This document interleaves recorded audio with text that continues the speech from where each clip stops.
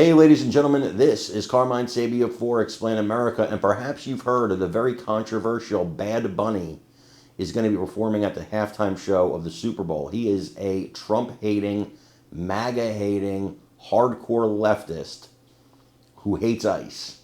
Well, President Donald Trump had a surprise for him and the NFL.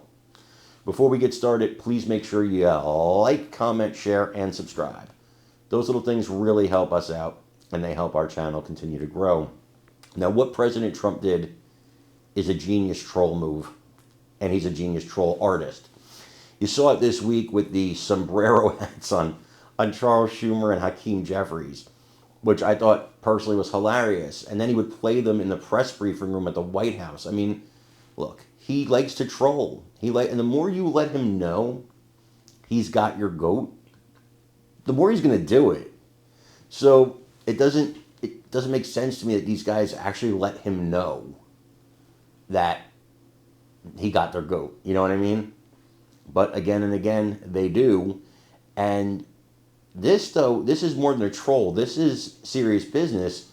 President Donald Trump, see, Bad Bunny spoke out against ICE, and he said he wouldn't do any tours in the United States until ICE was disbanded or ICE stopped harassing, immigrants. By the way, it's illegal immigrants, not all immigrants. But he wouldn't do anything in the United States. But they must have paid him enough for the Super Bowl because he's coming in for that, probably wearing a dress like he likes to do. And President Trump had a little surprise for him in the NFL. Oh, you can perform, Bad Bunny. We can't stop you. But just to make sure, we're going to send ICE down to the Super Bowl and make sure everything's copacetic with that. Now, the video I'm going to show you is the liberals at MSNBC whining and crying about it like little babies. It's absolutely hilarious, and this whole situation is hilarious.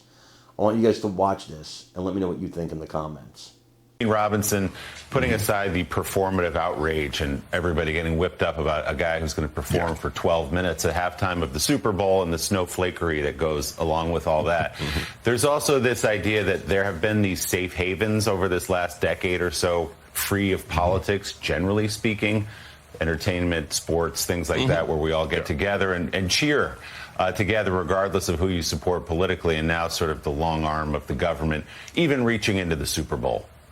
Yeah, no one is safe. No place is safe from politics these days, or from political showmanship. I mean, how many illegal aliens are they going to catch at the Super Bowl?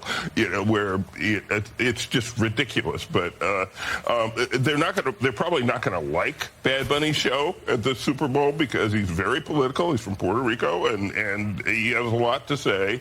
And I predict he's going to say it, and so that'll be another big controversy when it happens. Ultimately, the question about immigration is the same question it's always been. We need comprehensive immigration reform. Everybody knows how to do that. Nobody's willing to do that.